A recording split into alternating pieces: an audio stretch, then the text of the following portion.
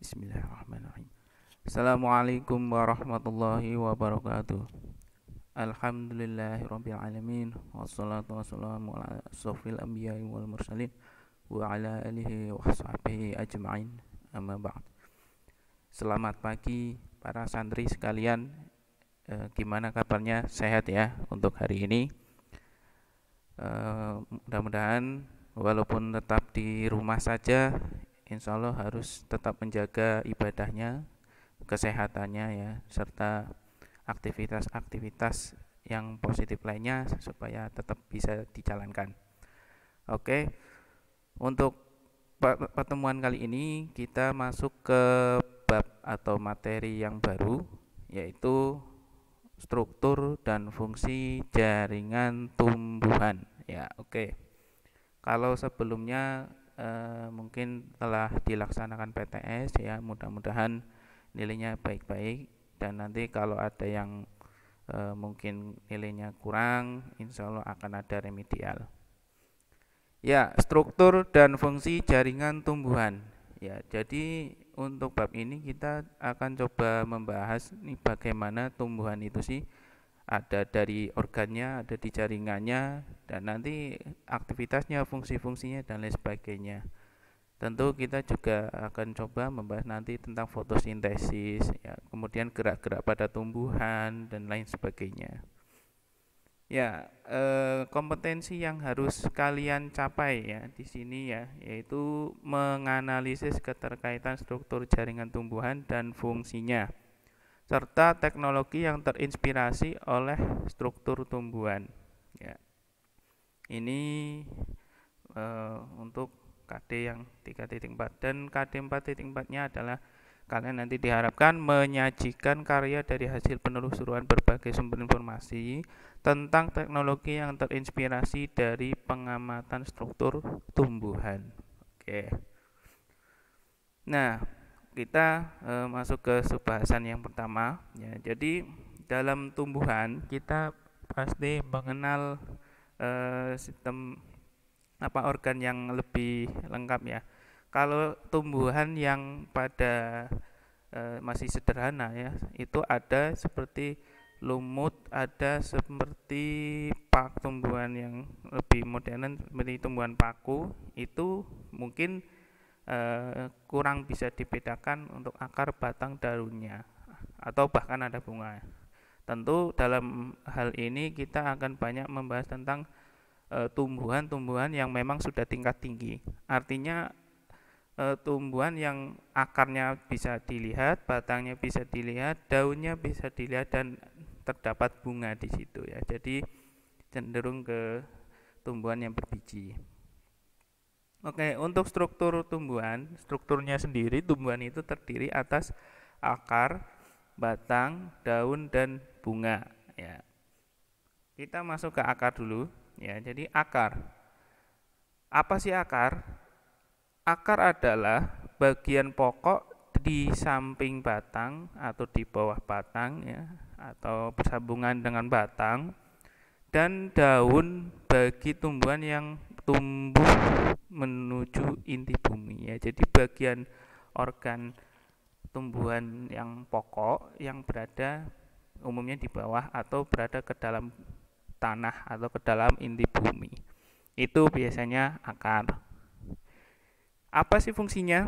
Ya, jadi fungsinya adalah satu, menegakkan dan memperkokoh tumbuhan. Tentu ya, kalau tumbuhan itu berdiri, ya otomatis akarnya itu yang jadi kayak penopangnya, ya kayak kakinya itu untuk bisa tegak. Bahkan ada kalau tumbuhan itu atau pohon itu semakin tinggi, itu biasanya akarnya semakin banyak atau semakin ke dalam banget, sehingga untuk menopang tumbuhan itu bisa kuat. Tapi kalau akarnya itu masih kecil tipis ya, itu biasanya mudah roboh. Itu nomor 2. Fungsi yang lainnya adalah mencari dan menyerap mineral-mineral tanah yang diperlukan oleh tumbuhan. Nah, ini ya tentu ya, nutrisi atau mineral yang dibutuhkan tumbuhan, termasuk air itu di situ untuk metabolisme tumbuhan itu kan banyak didapatkan dari tanah ya, dari media tanam. Tentu akar disinilah yang sangat berperan untuk bisa menyerap atau mencari dari tanah itu tadi, sehingga nanti bisa dialirkan ke seluruh tubuh tumbuhan melalui biasanya melalui pembuluh ya, jadi pembuluh, jaringan pembuluh, ada silem, ada floem ya, seperti nanti kita akan coba lihat. Yang ketiga adalah menyimpan cadangan makanan. Nah, akar juga biasanya sebagai cadangan makanan nih. Tentu kalian sering makan ya, ada singkong, ada jahe.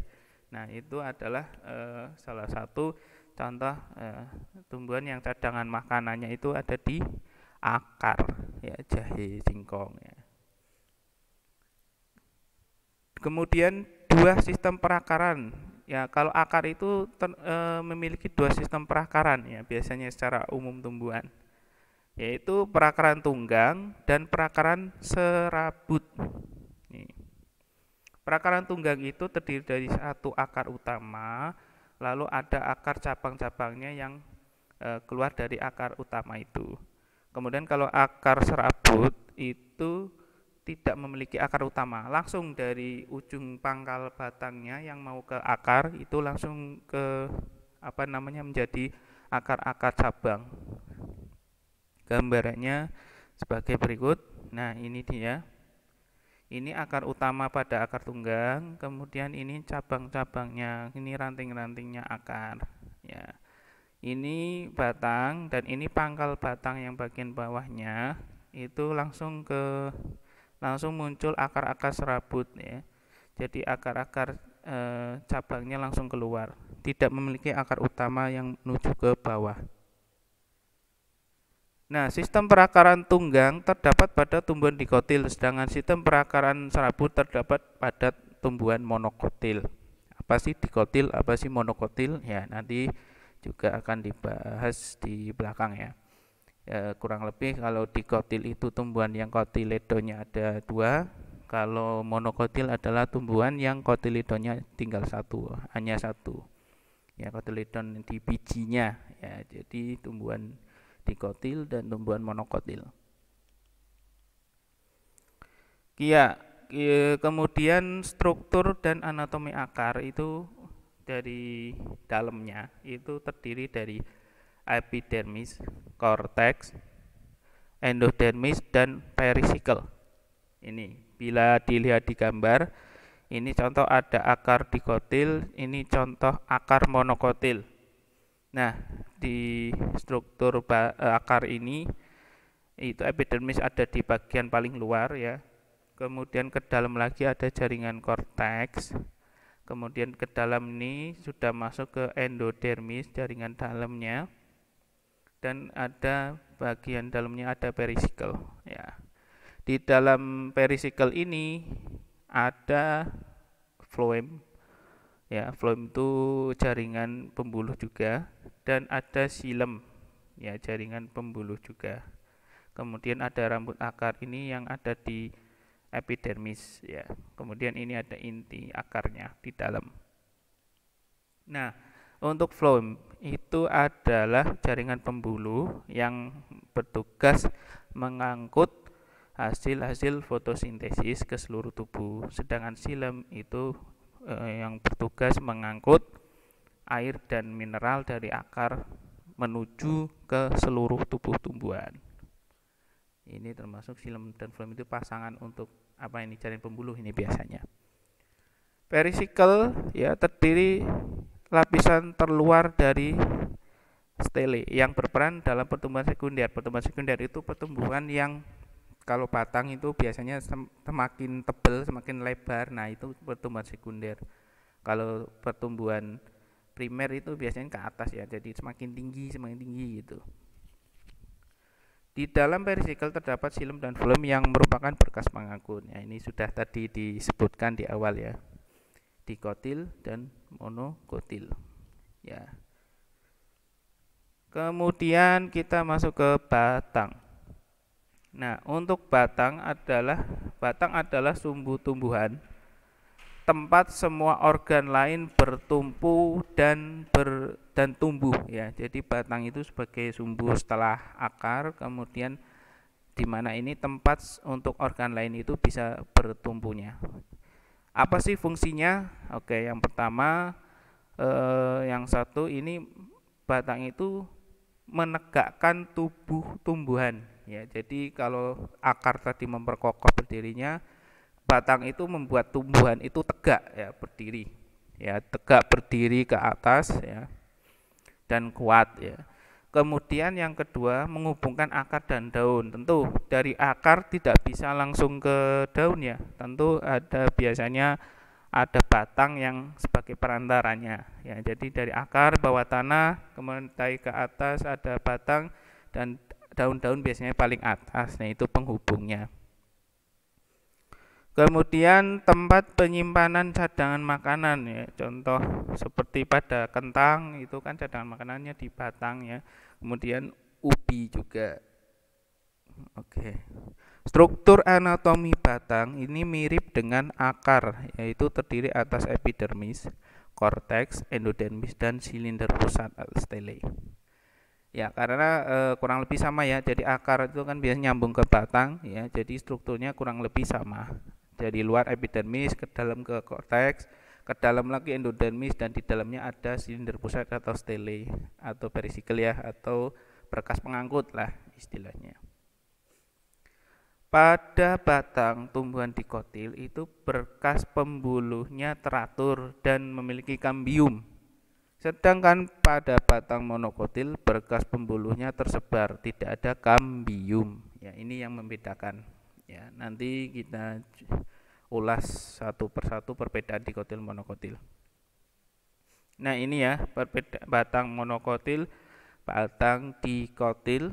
Ya, kalian bisa dilihat pada tumbuhan ini biasanya ada perbedaan. Kalau jenis monokotil itu ini berkas pembuluhnya itu biasanya nyebar, nggak teratur ya, ada di sini sini gitu.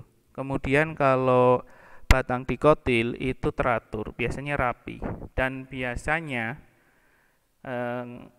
terbentuk sebuah lingkaran tahun ya, kayak pola lingkaran itu. Kalau batang kita potong itu kan kayak ada pola lingkaran. Nah, inilah kurang lebih seperti ini. Ya, dari luar epidermis, ke dalam korteks, jaringan dasar, berkas pembuluh, dan ada kambium nih di antara berkas pembuluh. Kemudian ada embulur. Nah, ini dia kambium. Yang tadi disebutkan ya, kalau kayu atau pohon itu ditebas lurus, nanti ada kayak lingkaran-lingkaran seperti ini. Ini namanya lingkaran tahun. Ini ya. Nah, ada kambium di sini ya. Jadi kambium ini sebagai untuk pertumbuhan sekunder ya. Ya, tadi yang disebutkan untuk tambah lebar, tambah tebal sebuah batang atau kayu ya. Itu kan karena ada kambium. Nah, tumbuhan yang memiliki kambium ini hanya tumbuhannya berbatang kayu ya. Dan ini dijumpai di tumbuhan dikotil saja. Kalau tumbuhan monokotil ya, itu umumnya tidak ada. Tumbuhan monokotil contohnya apa sih? Ya, ada pohon pisang ya, itu kan termasuk ya monokotil juga. Tumbuhan jagung ya. Nah, itu. Dan lain-lain nanti kita cek. Kemudian organ yang ketiga yaitu daun. Daun adalah salah satu organ tumbuhan yang tumbuh dari ranting, biasanya berwarna hijau dan terutama berfungsi sebagai penangkap energi dari cahaya matahari untuk fotosintesis. Ya. Daun merupakan organ tumbuhan yang berfungsi satu. Yang pertama itu sebagai tempat adanya fotosintesis ya. Biasanya di daun umumnya. Lebih tepatnya lagi ada di kloroplas ya. Jadi organel kecil yang ada di dalam sel yang sebagai tempat untuk fotosintesis. Biasanya berklorofil atau berwarna hijau-hijau ya. Yang kedua, keluar masuknya udara dalam tumbuhan. Nah, ini tumbuhan juga melakukan respirasi ya, kayak keluarnya CO2 dan masuknya O2, kebalikan ya, masuknya CO2 dan keluarnya O2. Nah, ini biasanya lewat daun, terutama lewat organ kecil yang disebut stomata. Yang ketiga sebagai cadangan makanan, yaitu biasanya kangkung dan bayam ya, itu merupakan cadangan makanannya biasanya di daun. Makanya kangkung, bayam yaitu daun yang kita makan. Struktur anatomi daun terdiri atas epidermis, kemudian mesofil dan berkas pembuluh. Oke, kita lihat. Ini daun ya, ini daun yang setipis itu ya, kalau kita petik satu daun, kemudian kita horizontalkan ya, posisikan biasa. Kalau kita perbesar zoom itu ternyata daun kelihatan tebal ya, ada berlapis-lapis. Nih contohnya epidermisnya dari tadi disebut epidermis, mesofil dan berkas pembuluh. Maka yang paling luar disebut lapisan atau jaringan epidermis. Karena ini posisinya atas, ini posisinya bawah, maka yang ini epidermis atas, ini epidermis bawah. Atau di daun kan sisi depan, sisi belakang lah, itu sama. Ya. Jadi epidermis itu lapisan jaringan paling luar. Ke dalam lagi ada parenkim ya. Ada jaringan parenkim atau palisade. Ini yang di bawah epidermis. Kemudian di bawahnya lagi di tengah-tengah ada jaringan parenkim spons atau jaringan bunga karang ya. Nah, ini. Jadi agak longgar-longgar nih, kadang ada space kosong. Kalau yang palisade agak rapat, kalau yang spons itu agak longgar di tengah-tengah. Kemudian ada jaringan pengangkut. Nah, ini ada di titik-titik tertentu di daun ya. Ini ada xilem, ada phloem. Kemudian ada rongga udara. Kemudian ada ini stomata. Stomata ini tempat keluar masuknya gas atau udara. Yang di bawahnya adalah epidermis bagian bawah. Nah, di sini ada kloroplas ya, yaitu yang berwarna hijau-hijau ini berada di parenkim spon ya. Ternyata ini di sini. Nah, inilah tempat untuk fotosintesis ya, jadi titik-titik hijau ini ya. Epidermis itu terdapat di permukaan atas dan permukaan bawah daun. Epidermis terdapat stomata yang termasuk yang berfungsi untuk keluar masuknya gas. Pada dikotil, mesofil terdiferensiasi menjadi jaringan palisade dan spons atau bunga karang ya. Jadi palisade dan spons ini termasuk dengan mesofil ya, jaringan mesofil. Namun pada monokotil bentuknya seragam, artinya tidak terdiferensi. Mesofil ya satu saja. Kemudian jaringan pengangkut itu terdiri dari dua, yaitu xilem dan phloem. Oke. Nah, ini kalau tadi kloroplas kelihatan kecil ya. Kalau ini kurang lebih ilustrasi gambaran kloroplas. Ketika ada di jaringan palisade tadi ada titik-titik hijau ya. Ini klorofil dan kloroplas. Klorofil itu adalah pigmen warna hijaunya ya, yang pigmen warnanya. Kalau kloroplas adalah nama organelnya ya. Maka dan ini klorofil itu kloroplas itu biasanya memang identik berklorofil atau berpigmen hijau ini ya. Jadi ini kloroplas, yaitu tempat terlaksananya fotosintesis ya, itu biasanya pada daun. Nah, ini stomata ya. Untuk informasi tambahan, ketika ada daun sisi sebelah atas ataupun bawah itu umumnya ada stomata. Nah, kalau kita daun ini diambil di zoom, ternyata ada stomata. Ini bentuknya seperti lubang ya, lubang yang membuka dan kadang menutup, tergantung situasi dari tumbuhan itu sendiri. Nah, situasinya gimana? Nah, ketika stomata itu menutup, ini kurang lebih mekanismenya. Kalau stomata itu menutup, itu berarti ada beberapa ion-ion K+, ada H2O, itu air ya, air yang ada di tumbuhan itu keluar dari sel penjaga. Artinya ini stomata itu yang di samping-samping ini adalah ada sel penjaganya. Nah, istilahnya sel penjaga ya.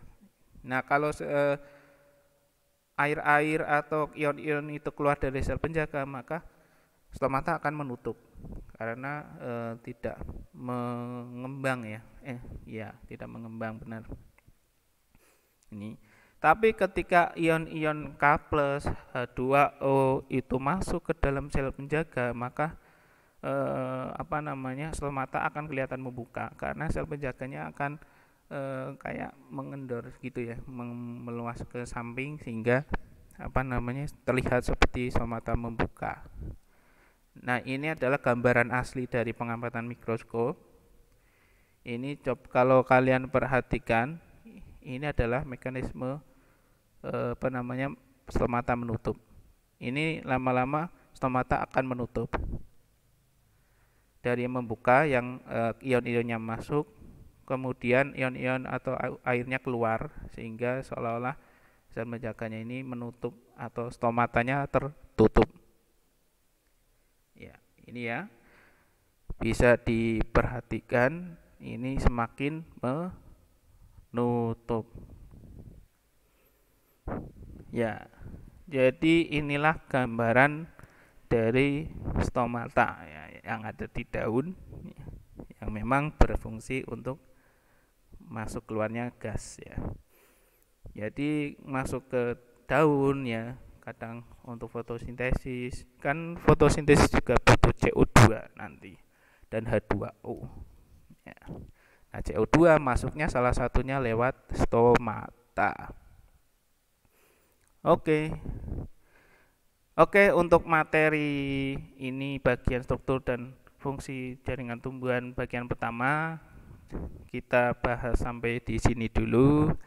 Kita akan lanjutkan di pertemuan berikutnya, yaitu masih ada pembahasan tentang bunga, kemudian transportasi tumbuhan, kemudian fotosintesis dan gerak pada tumbuhan. Oke, itu yang bisa saya sampaikan. Kurang lebihnya mohon maaf. Wabillahi taufik wal hidayah. Wassalamualaikum warahmatullahi wabarakatuh. Subhanakallahumma wa bihamdika asyhadu